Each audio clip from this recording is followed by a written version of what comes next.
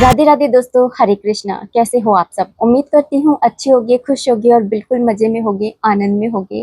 आज है Sunday morning और सुबह सुबह मैंने नहा लिया है और सुबह के जितने भी काम होते हैं, झाड़ू पोछा कपड़े, जो हर औरत हर गृहिणी करती है, वो सारे काम मेरे हो गए हैं।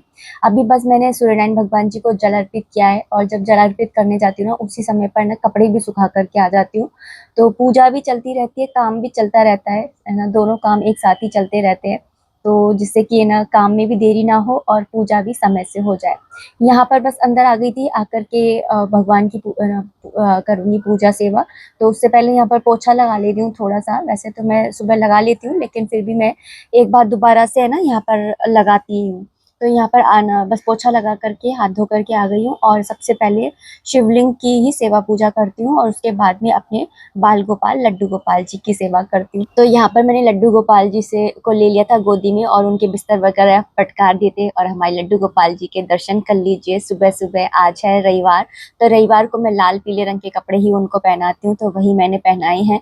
और खुद भी मैं कोशिश करती हूँ कि लाल रंग के कपड़े पहनूं। वैसे मेरे पास लाल रंग का कोई कुर्ता है नहीं अभी हाल फिलहाल, तो यही है, इसके अंदर थोड़ा सा लाल लाल दिखता है, तो फिर मैं यही वाला पहन लेती हूँ। यहाँ पर हमारे देखिए एयरटेल का है ना टावर लग गया है, और यहाँ पर ना बंदर इतनी वो करते हैं ना उधमबाजी, कि आपको क्या ही बताएं कि ना यहाँ पर छत पर बैठना तक मुश्किल कर देते हैं। और आज मैंने ना डस्टबिन वगैरह भी धोया था, तो वही सब है ना मैं। और यहाँ पर सुबह सुबह सूर्यनारायण भगवान जी के दर्शन कर लीजिए। तो आज है ना, अभी इस समय ना ऐसे बज रहे हैं 7 बज रहे होंगे शायद।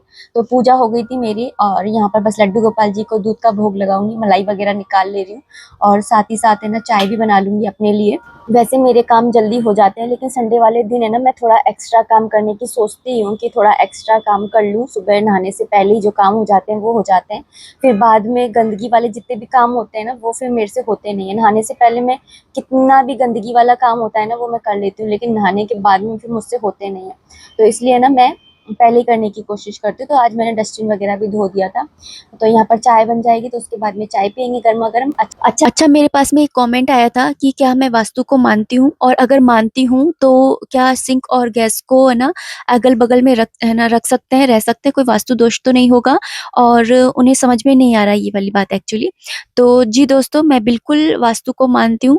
एक तो ये रीजन है कि जब मैं ना ये सारी चीजें नहीं जानती थी, मतलब मैंने ये नहीं पढ़े थे इतने ध्यान से, मैं आगे बताऊंगी अभी। तो उससे पहले जब मेरे जीवन में ना कुछ भी ऐसा आता था, तो मुझे यही लगता था कि शायद मेरे कर्म में, मेरी जीवन में, मेरे जो हाथ की लकीरें हैं उनमें, या मेरे घर के वास्तु में कुछ ना कुछ डिफेक्ट होगा। और जब हमारे जीवन में कुछ गलत हो रहा होता है ना, तो हम इन सब चीजों की तरफ है ना जाते हैं। ये मानवीय प्रकृति ही होती है कि वो अपने जीवन में सब कुछ ठीक करने के लिए है ना वो सब कुछ ट्राई करता है। तो वास्तु भी को मैं मानती हूँ। और दूसरी बात, जब मैं ना भगवत गीता पढ़ी, मैंने रामायण पढ़ी, तो उसके बाद में मैं और भी ज्यादा मानने लगी। क्यों? क्योंकि आप देखेंगे कि है ना, जब राम जी को है ना वनवास हो गया था और उन्होंने ना पंचवटी में है ना अपनी वो बनाई थी एक कुटिया लक्ष्मण जी के साथ में। तो वाल्मीकि जी ने उनका है ना वास्तु शास्त्र के अकॉर्डिंग वो पंचकुटी के अंदर ना, वो पंचवटी के अंदर कुटी बनाई थी, और साथ ही है ना उसका गृह प्रवेश भी वास्तु के अकॉर्डिंग ही किया था। और आपको मालूम है, जब भगवान है ना धरती पर आते हैं ना, तो वो अकेले नहीं आते, पहले वो अपने पार्षदों को भेज देते हैं और फिर उसके बाद में वो खुद अवतार लेते हैं। तो मतलब कि अगर राम जी चाहते या कृष्ण भगवान चाहते, तो उन्हें कुछ भी काम नहीं करना होता। उनके सेवक ही इतने सारे हैं, उनके दास ही इतने सारे हैं कि वो ही सारे काम कर देते, लेकिन फिर भी उन्होंने ये सब काम किया। क्यों? उन्होंने इसलिए किया क्योंकि आने वाली जनरेशन है ना उनको देख करके है ना ये वो भी ये सारे काम करे, कि भगवान भी जब धरती पर आए थे तो उन्होंने भी ये सब काम किए थे। तो इसलिए है ना वास्तुशास्त्र को मैं मानती हूँ। ये तो हो गई बात कि मैं मानती हूँ या नहीं मानती हूँ। वैसे तो भरवा शिमला मिर्ची अच्छी लगती है, लेकिन जो ऐसी छोटी वाली होती है ना, तो इसमें भरने की कहीं जगह ही नहीं होती है। तो इन्हें मैं ना इसी तरह से मोटा मोटा लंबा लंबा काट लिया है। तो ऐसे बना लेती हूँ जब मेरी वैसी होती है ना, मतलब फूली फूली बड़ी बड़ी शिमला मिर्च नहीं होती ना भरने वाला लायक, तो फिर मैं इस तरह से काट करके और फिर बना लेती हूँ आलू डाल के, आलू उबाल करके। अब आती है दूसरी बात कि क्या सिंक को और गैस को अगल बगल में रख सकते हैं? नहीं, बिल्कुल नहीं रख सकते हैं, क्योंकि जो सिंक होता है ना वो जल तत्व को और जो गैस होती है वो अग्नि तत्व को है ना इंडिकेट करती है। तो अगर हम अगल बगल में रखते हैं ना तो ये बहुत बड़ा वास्तु दोष होता है। लेकिन वास्तु के अकॉर्डिंग ही ये कहा गया है कि आप गैस के बिल्कुल सामने खड़े हो जाइए, और अगर उल्टे हाथ की तरफ आपका सिंक पड़ रहा है तो ये वास्तु दोष में नहीं आता है। लेकिन अगर वही सिंक आपके है ना सीधे हाथ की तरफ में पड़ रहा है तो ये वास्तु दोष माना जाता है। इसलिए हमेशा जब भी है ना आप रसोई घर बनवाते हैं तो या तो एल शेप का बनवाइए, ताकि आपकी है ना जो गैस और सिंक है वो अगल बगल में ना आए, और हमेशा जो सिंक है वो उल्टे हाथ की तरफ ही बनवाइएगा। ठीक है, एक तो इस बात का आपको हमेशा ध्यान रखना है। और अगर आप एक सिंगल लाइन में ही बनवा रहे हैं, क्योंकि इतना जरूरी नहीं कि हर जिसके पास में इतनी स्पेस हो, तो उस सिचुएशन में आपको क्या करना है कि उल्टे हाथ की तरफ सिंक बनवाइए, और कम से कम 2-3 मतलब बीच में गैस और सिंक के बीच में है ना 1-2 फुट की दूरी है ना छोड़िए, जैसे कि मैंने भी छोड़ रखी है। और बीच में है ना इन दोनों के कुछ रख दीजिए अर्थ एलिमेंट से रिलेटेड, जैसे कि आप कोई प्लांट रख सकते हैं या फिर कुछ भी, जैसे कि मैंने एक बास्केट रखी हुई है। तो इस तरह से आप उन दोनों के बीच में है ना कुछ अवरोधक लगा दीजिए। तो इससे क्या होगा ना कि आपका जो ये वास्तु दोष है वो खत्म हो जाएगा। देखिए, छोटी-छोटी सी चीजें होती हैं जो है ना, ऐसा कोई घर नहीं है जिसके अंदर कोई वास्तु दोष नहीं पाया जाए। मतलब हर एक घर होता है जिसके अंदर कोई ना कोई वास्तु दोष तो होता ही होता है। तो इससे डरने की बात नहीं होती, क्योंकि जहाँ प्रॉब्लम्स होती हैं वहाँ पर सॉल्यूशन भी होते ही हैं। और वास्तु की बात हो रही है तो मैं एक बात और बता देती हूँ कि जैसे मेरी गैस है 3 बर्नर की है। आपको मालूम है 3 चूल्हे एक साथ कभी नहीं जलाते हैं, और आपने देखा होगा मैं भी कई बार जला लेती हूँ, ये गलत होता है, नहीं जलाने चाहिए। 3 चूल्हे कभी भी एक साथ नहीं जलाने चाहिए, ये अशुभ माना जाता है। और मैंने कहा ना कि हर घर में कुछ ना कुछ वास्तु होता ही है, इसके लिए बहुत ज़रूरी है कि आप सुबह-शाम भगवान के नाम का जाप कीजिए, भगवान के नाम का कीर्तन चला दीजिए, है ना? और सुबह-शाम झाड़ू-पोछा ये होना चाहिए, आपकी दहलीज साफ़ होनी चाहिए, आपका जो मेन गेट है वो साफ़ होना चाहिए। ये बहुत छोटी-छोटी सी चीज़ें हैं, लेकिन ये है ना आपके घर में ना पॉज़िटिविटी रखने के लिए, आपके घर के अंदर है ना स्वस्थ स्वास्थ्य रखने के लिए, और अच्छी एनर्जीज़ आपके घर के अंदर आए, इसके लिए बहुत ज़्यादा ये सारी चीज़ें ना ज़रूरी होती हैं। ऐसे ही आपने मसाला बॉक्स देखा होगा, जैसे मसाला बॉक्स होता है ना उसके अंदर मसाले रखे होते हैं, तो आपने देखा होगा कि कई घरों में ऐसा होता है कि मसाले एक-दूसरे के अंदर मिक्स हो जाते हैं। ऐसा नहीं करना चाहिए, क्योंकि मसाले भी है ना अलग-अलग ग्रहों को इंडिकेट करते हैं। जैसे कि हल्दी है ना उसको करता है बृहस्पति ग्रह को, जो धनिया है वो बुध ग्रह को करता है। इस तरह से अलग-अलग चीज़ें है ना अलग-अलग चीज़ों को, अलग-अलग ग्रहों को इंडिकेट करती है। तो इन सबको है ना आपस में नहीं मिक्स करना चाहिए, क्योंकि कई ग्रह एक-दूसरे के है ना विरोधी होते हैं। तो आपके हमको पता भी नहीं होता और हम ये सारी गलतियाँ करते हैं। इसलिए कहा जाता है कि घर में है ना हर चीज़ ऑर्गेनाइज़ होनी चाहिए और साफ-सुथरी होनी चाहिए, कि जाने-अनजाने कोई भी है ना वो वास्तु दोष जैसी चीज़ कुछ हो ही नहीं। सुबह-शाम अपने घर के अंदर आरती ज़रूर करिए घंटी बजा कर के। कहते हैं कि घंटी बजाने से सारे वास्तु खत्म हो जाते हैं।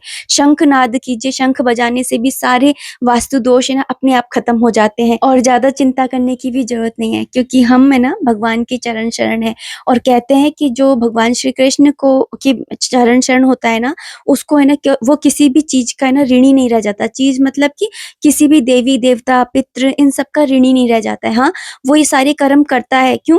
क्योंकि जो दूसरे लोग हैं आस-पास में जो रह रहे हैं, वो क्योंकि हो सकता है कि फ़ॉलो करें। जैसे कि मैं हूँ, मुझे मालूम है कि है ना मैं भगवान कृष्ण की पूजा कर रही हूँ, और अगर मैं ना पौधे के अंदर पानी डालूँगी तो सारी पत्तियों में चला जाएगा।